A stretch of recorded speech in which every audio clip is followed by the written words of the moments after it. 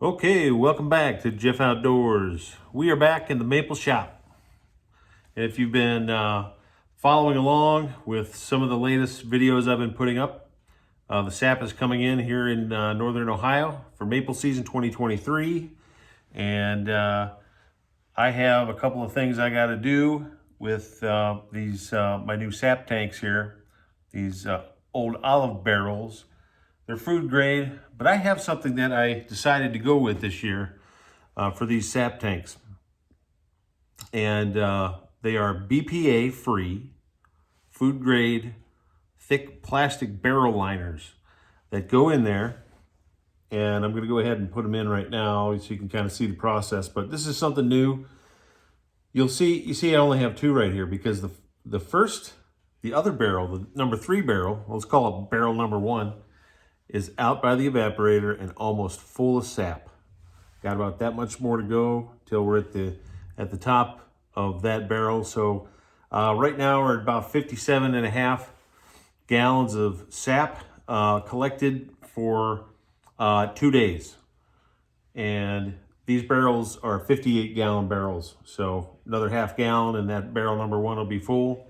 Barrel number 2 and 3 are going to get liners tonight. They're going to be ready and prepped. We have temperatures that are going to be up and down, fluctuating through this week. We do have some rain coming in on Thursday, Friday. Looks a little rough. But right now, first boil is looking like Saturday, this Saturday, Sunday. And if things are going well, at least the next couple of days, sometimes when the sap runs and it warms up too quick, the sap will stop. Why that happens, I don't really know. As far as you have to think about it, the tree and the up and down fluctuation of the pressure inside the tree with the temperature. So the sap is going up and down the tree, the pressure on the roots and the barometric pressure and temperature all push that sap and sugar up and down the sapwood.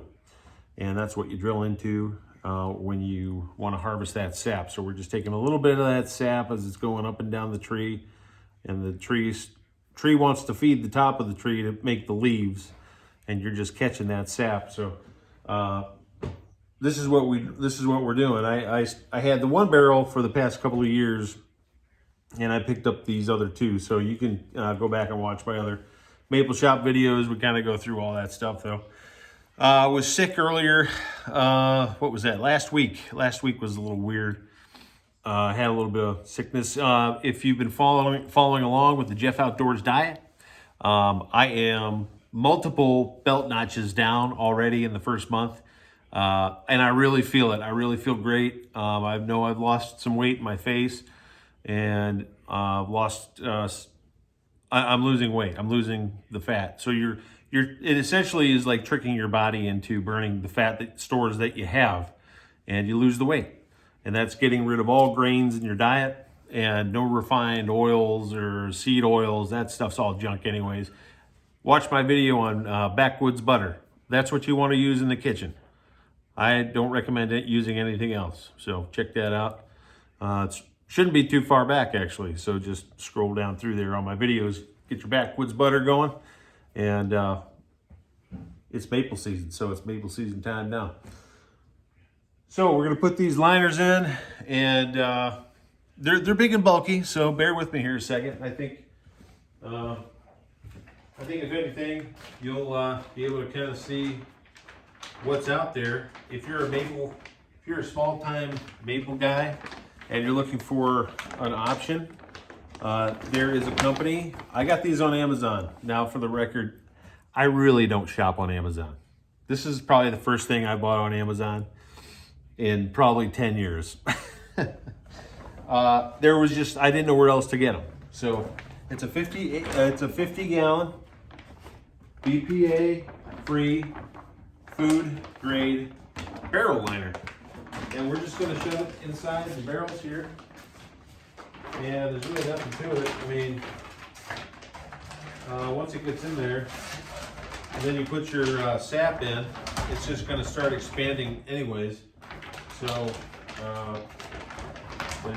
that's pretty much it. And it has some room. So once you get it down in there, you see that it's going to kind of leaf over and give you some extra room to work with. The cool thing about these barrels is I can have the liner on, and the top of this is threaded, and I can go ahead and just put my lid on here, and it'll actually screw down. I just need something to brace it a little bit, but I can actually screw this down. It'll keep the seal and stay airtight, keep the sap inside the tank. So that's pretty much there. There you go, it's done. Then that'll fill up with sap. We'll do the second one here. And I have come up with a remedy. If you watched my other maple shop video, you'll remember what I said about the tops of these barrels and my pet peeve. So somebody got me thinking. I think it was Cece got me thinking about. Yeah, that's right. Yeah, got me thinking about how to keep the water out of the top of the sap tank barrels. Well, I played a little, I guess you could call it Tetris. So this thing is a lid to a 5-gallon bucket that I have used in the past to hold sap. This thing is about exactly the same size as the hole at the top of that barrel. And I have just set one of these down inside there. Now it won't fill up with water. Might fill up a little bit, but it's not going to be 3 inches of water. It's about a 3-inch drop inside that ring on that barrel lid, and you can see how deep it is. So that's a lot of water to fill up in there if it rains, and now I don't have to worry about it. So there's something to think about. Now, if there's one thing I've learned about being around the garage and the shop and looking at old scrap wood, and use what you already have. Look around you. You probably have a solution just in your immediate vicinity to these simple little problems that pop up in life. It's, whether it's a sap tank lid, which I don't think many people out there have that problem, just me. But anything. I mean,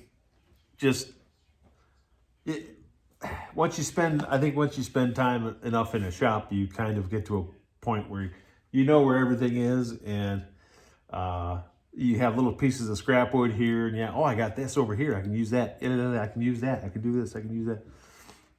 It can kind of come with the territory. So that's kind of the neat thing. So problem solved for now. So we'll throw this other liner in here, and again, these are I think these are 8 mil. They're maybe 5 mil. I forget, but they're thick. I mean, they're thick, and these don't seem like they're going to be breaking or anything. I mean, they're pretty awesome. So we're just going to throw this one in here too, and that will be done.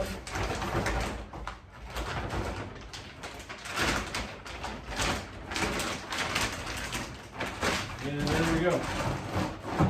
And once you pour the liquid in there, of course, the bag expands on the walls of the barrel, and you don't have to worry about it. So there's that one. This is a new one, so this lid is a little nicer. Now we'll just get another lid on that one to keep the water out, which I don't have to put that in there right now, but I just wanted to show you. So that's it. Barrel 2 and barrel 3 currently awaiting sap. And I do mark all my maple equipment with my maple leaf. So these have the maple leaves on here. These are essentially dedicated tanks, and all my equipment I use for maple syrup is dedicated, food grade, very important. You don't want to start using old galvanized, tin, aluminum stuff, or what have you. You just don't want to do that. So we have that in, and I have to make an update. If you see this little board here, see that little board in my vise? That's the maple board, Maple 2023 board. That's what I'm keeping track with. Every day I collect sap, or if I put taps out, I've notated on here so at the end of the season I can see where I'm at. So like this Saturday, Sunday, I'll be checking my boil rate. How much did I boil on what day, batch number, what have you. And I have little 1 ounce sample bottles that I put my syrup in, and just keep track of the season, color, all that stuff.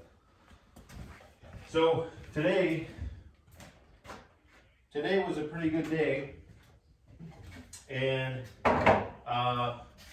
we got up to 33 gallons of sap collected today, and today is the 6th, February 6th. Collected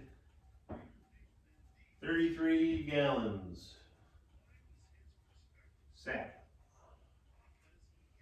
So we will take it. We'll take every drop that we can get, and that's the name of the game. In other news, so if you're new here, I'm located here in Amish country, Ohio, and we have a lot of Amish-made items in the area, and the latest conundrum here at the old homestead was one of our bird nests, bird houses. There you go. One of our bird houses fell down, and I found it when I was out tapping trees, and it is our acorn birdhouse. We have 2 of these up. They're really neat, made locally by an Amish family in Berlin, Ohio. I have no idea. So I had this drilled onto the tree, and it's been up there for the past year and a half. And I found it. There's a little nest in there. There's no birds, but we got to find us a new home for the old acorn birdhouse. So it's maple season, but we got to take care of our birds too. We have all the bird feeders out back. We take care of, we get tons of cardinals here, chickadees galore, the tufted titmouse, the pileated woodpeckers, the downy woodpeckers, the hairy woodpeckers, the purple finches, yellow finches. We got them all. So that's going to be another little project during maple season. We want to get this up so any early nesting birds can come back and get themselves a little house.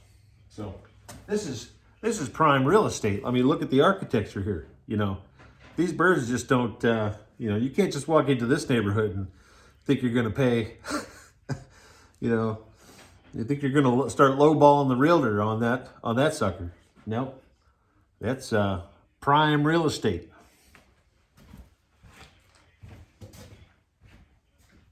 So some lucky bird's gonna get that one at the proper bid. Okay, so 14 minutes here. Back in the maple shop. It's Monday, February 6th, and we're going to continue into maple season 2023. And thank you for coming aboard and following along, and would love to have you hang on, hit like and subscribe, and ask questions, and get back to people pretty quick. And I do appreciate everybody who joins in and follows along, and hope you're having fun with this. I know I do, and I hope I kind of project that as well, because it's something I like to do, and I like to see other people kind of get involved and all that rigmarole. So until next time, we'll be back in the maple shop. We'll be out collecting sap for maple season 2023 here at Jeff Outdoors.